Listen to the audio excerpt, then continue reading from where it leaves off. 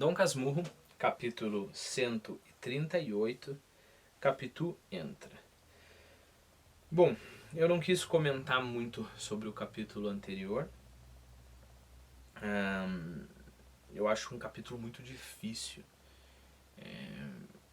Ele passa tão rápido assim, mas vale a pena ficar um pouco no capítulo para sentir o impacto daquilo ali, né? Quando levantei a cabeça, dei com a figura de Capitu diante de mim. Lembre-se, provavelmente a Capitu viu ele falando: não, eu não sou seu pai.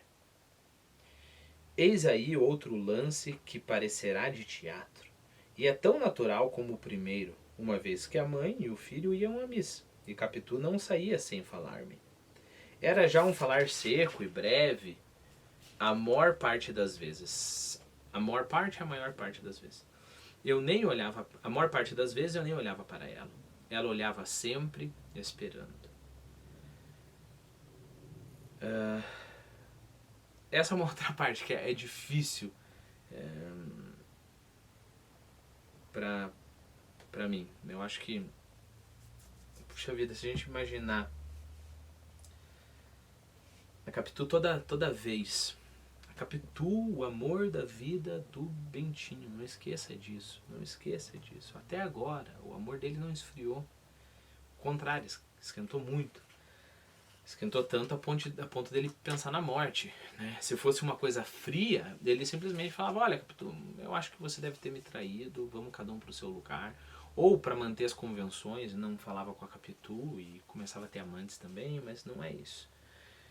E aí toda vez a Capitu saía, olhava, esperava que ele olhasse, e ele sempre, uma vez após a outra, ignorando ela, né? Essa é uma parte que, lembre-se, eu estou lendo todo o livro antes de, relendo mais uma vez todo o livro antes de ler no canal, assim. E esses últimos 10 capítulos, 15 capítulos eu li de uma vez só. Eu aconselho você a fazer essa experiência também. Não sei se você está lendo, assistindo o vídeo ou só seguir. Mas é impossível você terminar todos esses capítulos, essa parte do café pro Ezequiel, a parte da Capitu, a parte de tudo isso, sem você sentir, sem você ser tomado de um sentimento profundo de melancolia, profundo. E aí o meu conselho que eu te dou é deixe ser impregnado desse sentimento. Isso é extremamente importante na leitura de um livro.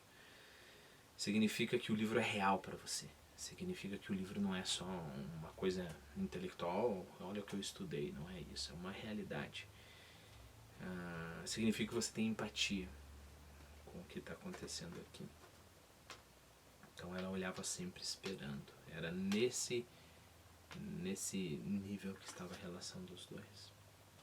Dessa vez, ao dar com ela, não sei se era dos meus olhos, mas Capitu pareceu-me mais lívida. Seguiu-se um daqueles silêncios a que, sem mentir, se pode chamar de um século. Tal é a extensão do tempo nas grandes crises.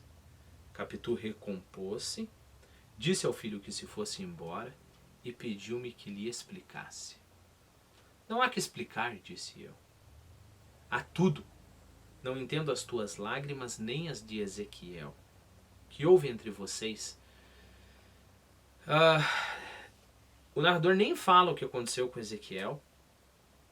Ezequiel não sabe que esteve aqui, ó, próximo da morte.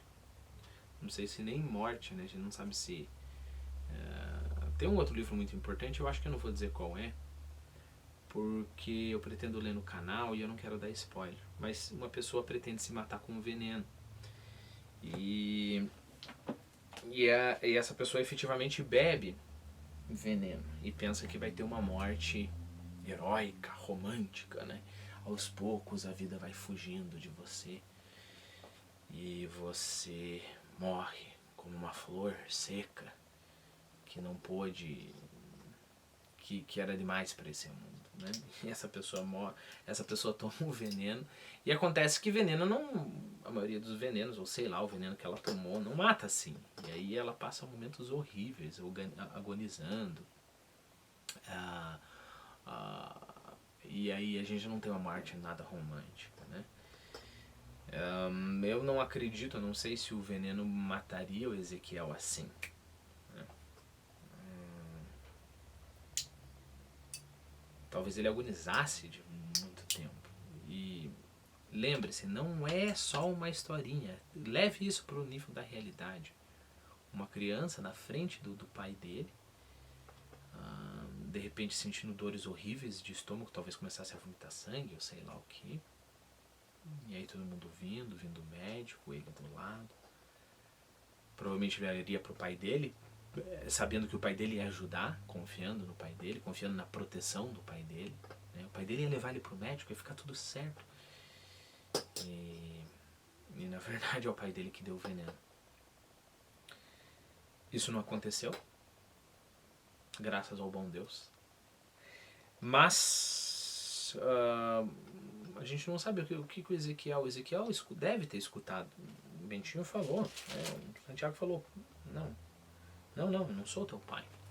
Tanto é que os dois estavam chorando. Talvez o Bentinho estivesse chorando de remorso, talvez ele estivesse chorando pelo impacto da ação que ele quase fez, né? Mas o Ezequiel, acho que não tem muito o que interpretar aqui. Ele estava chorando porque o Santiago falou, eu não sou teu pai. E o menino desaparece e a gente nem sabe qual que foi o impacto disso no menino, né? Então vamos lá, capítulo. A tudo, não entendo as tuas lágrimas nem as de Ezequiel. Que houve entre vocês? Não ouviu o que eu lhe disse? O Bentinho fala. Capitu respondeu que ouvira choro e rumor de palavras.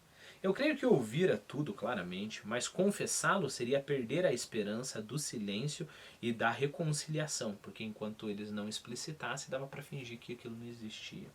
Por isso negou a audiência e confirmou unicamente a vista. Sem lhe contar o episódio do café, repeti-lhe as palavras do final do capítulo. O quê? Perguntou ela como se ouvira mal. Que não é meu filho. Grande foi a estupefação de Capitu. E não menor a indignação que lhe sucedeu. Tão naturais ambas que fariam duvidar as primeiras testemunhas de vista do nosso fórum. Já ouvi que as há para vários casos. Questão de preço. Eu não creio tanto, mas que as pessoas que mais que a pessoa que me contou, isso acabava de perder uma demanda. Então ele faz uma digressãozinha ali, né? Falando que até se fosse ali um caso, até as testemunhas de vista, as testemunhas que tivessem visto, negariam pela, como é que se diz? Eloquência, não, o quão convincente que a Capitu é. E aí ele fala, já ouvi que as há, ou seja, que há as testemunhas para vários casos. Questão de preço, só você pagar, a testemunha vai dizer que um acordo comercial foi feito, você paga um pouco mais, que não foi uma transição ilegal não foi feita, e você paga um pouco mais, provavelmente aí você pode até matar. Só uma questão de preço. Eu não creio tanto, mais que a pessoa que me contou, eu não creio tanto porque, para provar isso, a pessoa que me contou isso acabava de perder uma demanda. Se fosse mesmo, essa pessoa não perdia, ganhava, comprava testemunha, né? Mas haja ou não testemunhas alugadas, a minha era verdadeira. A própria natureza jurava por si, e eu não queria duvidar dela. Assim que, sem atender à linguagem de Capitu, aos seus gestos, à dor que a retorcia, a coisa nenhuma, repeti as palavras ditas 2 vezes com tal resolução que a fizeram afrouxar. Após alguns instantes, disse-me ela, só se pode explicar tal injúria pela convicção sincera. Entretanto, você, que era tão cioso dos menores gestos, nunca revelou a menor sombra de desconfiança. Que é que lhe deu tal ideia? Diga, continuou, vendo que eu não respondia nada, Diga tudo. Diga do que ouviu. Diga do que ouvi. Posso ouvir. Não, desculpe. Diga tudo. Depois do que ouvi, posso ouvir o resto. Não pode ser muito. Que é que lhe deu agora tal convicção? Ande, Bentinho, fale, fale. Despeça-me daqui, mas diga tudo primeiro. Há coisas que se não dizem, ele falou para ela, que se não dizem só metade. A Capitu, né? Mas já que disse metade, diga tudo. Tinha-se sentado numa cadeira ao pé da mesa. Podia estar um tanto confusa, o porte não era de acusada. Pedi-lhe ainda uma vez que não teimasse. Não, Bentinho. Ou conte o resto, para que eu me defenda, se você acha que tenho defesa, ou peço-lhe desde já a nossa separação. Não posso mais. A separação é coisa decidida, redargui, pegando-lhe na proposta. Era melhor que a fizéssemos por meias palavras ou em silêncio, cada um iria com a sua ferida. Uma vez, porém, que a senhora insiste, aqui vai o que lhe posso dizer e é tudo. Não disse tudo. Mal pude aludir aos amores de Escobar sem proferir-lhe o nome. Capitu não pôde deixar de rir, de um riso que eu sinto não poder transcrever aqui. Depois, em um tom juntamente irônico e melancólico, pois até os defuntos, nem os mortos escapam aos seus ciúmes, consertou a capinha e ergueu-se. Suspirou, creio que suspirou, enquanto eu, que não pedia outra coisa mais que a plena justificação dela, disse-lhe não sei que palavras adequadas a esse fim. Capitu olhou para mim com desdém e murmurou: sei a razão disso. É a casualidade da semelhança. A vontade de Deus explicará tudo. Ri-se é natural. Apesar do seminário não acredita em Deus. Eu creio. Mas não falemos nisso. Não nos fica bem dizer mais nada.